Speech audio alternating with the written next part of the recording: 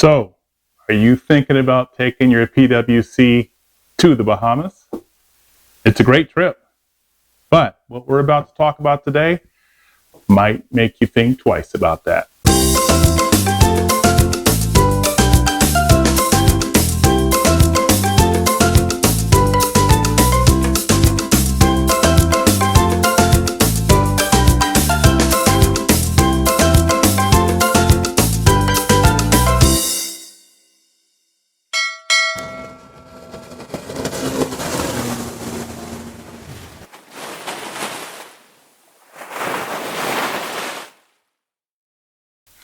Hey everybody, this is Captain Frank with the Ship's Log, and today we're going to talk about some things that have changed recently that might affect some of your plans.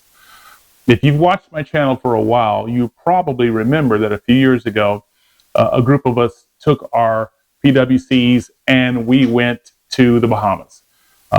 We started in Fort Lauderdale, put in the water there, and went across to Bimini. We stayed for a week. And we came back. It literally was one of the best trips that I've ever done.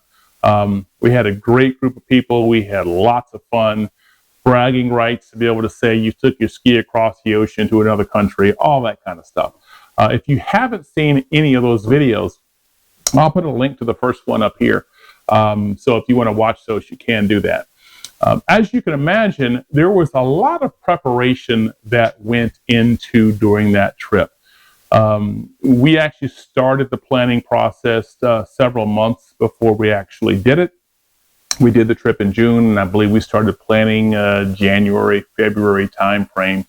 And one of the things, of course, we had to do was make sure that we had all of the necessary equipment so that we could actually do the trip safely. We had to do all of the planning. We had to make sure that we had our GPS routes, where we're going to stay, where the ski is going to be, during the time that we're going to be there. All of those things we had to look into and we had to plan them out. Then, of course, you have customs and immigration and all that kind of stuff, and you just got to make sure you know where to go and what to do when you get there.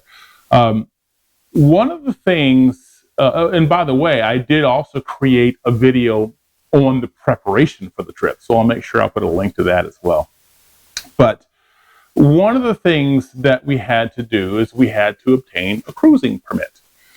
Now, a cruising permit is basically something that allows you to bring your vessel from outside the country, in this case, the Bahamas, allows you to bring your vessel from outside the country, bring it into the country, and use it while you're there. It's obviously geared towards people who are what we call cruisers. They like to travel on their boats. They have large boats, yachts, whatever you want to call them. They go from place to place to place. But as far as the Bahamian government is concerned, a jet ski is just another vessel. So before we could actually do the trip, we had to make sure that we obtained the cruising permit. So we had to go online, fill in the information about our vessel, serial number, what type of vessel it was, blah, blah, blah, blah, blah. And back then it was like $150, and you can take the vessel in. So, and that's the part that has changed. The Bahamas has made some major increases to what a cruising permit is now going to cost you.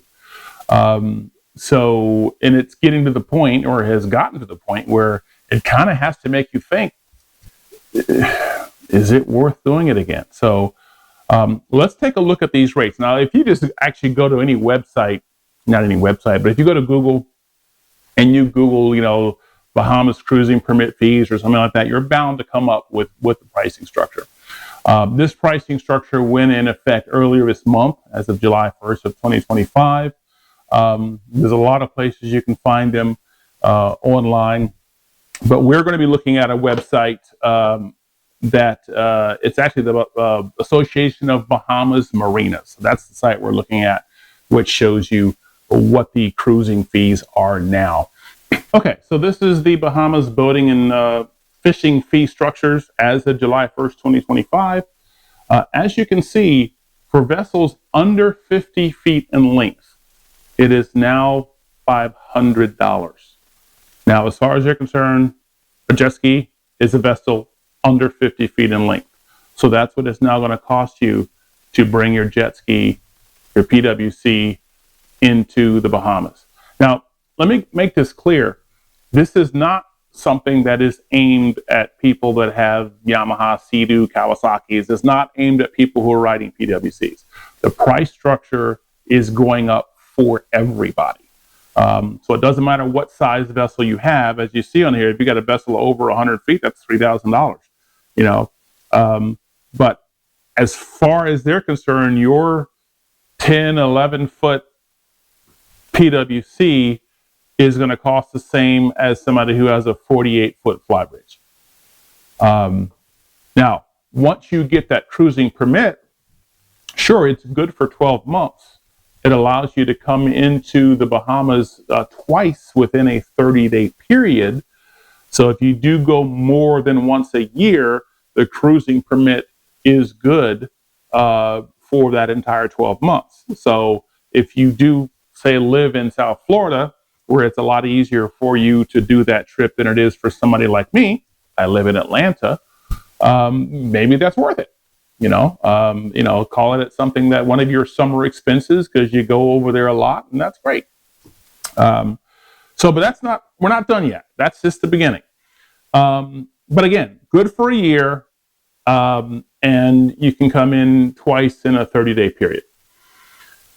Now, if you do have more than 3 people on your vessel, you do have to pay extra for that. Probably not going to be an issue if you're riding a PWC. So that really doesn't apply to us. Some people fish from their PWC. If you want to fish, again, you're considered in the category of a vessel that is below 50 foot. It's $100 for a fishing fee. The fishing license or fishing fee used to be included with the cruising permit. That is not the case anymore. But here's the kicker. The fishing fee or the fishing license or fishing permit is only good for 30 days. So even if you get a cruising permit, which is good for a year, and you get a fishing permit, once 30 days goes by, if you still want to fish, you have to get another fishing permit. Okay, so if that's something that you do, then that's something you've got to keep in mind. And you may have to buy multiple fishing permits depending on how often you go over there and what you're doing with that. But we're not done. By the way, there is a frequent digital cruising card. So if you go over there a lot, you can get a digital cruising card, which it's good for 2 years and $1,500. And you're like, hey, come and go as much as you want. Okay. Again, if you're on a PWC, that's probably not going to happen a lot. But anchorage fees, again, vessels under 50 feet in length, a $200 anchorage fee. But here's the thing, even if you don't plan on anchoring out, you got to pay it anyway. Even if you say, hey, we've got reservations at this resort, they have docks, we're going to bring our skis over there, we're going to dock them there, we'll run out during the day and have fun and come back and dock them there. We're not dropping anchor. You still have to pay the anchorage fee.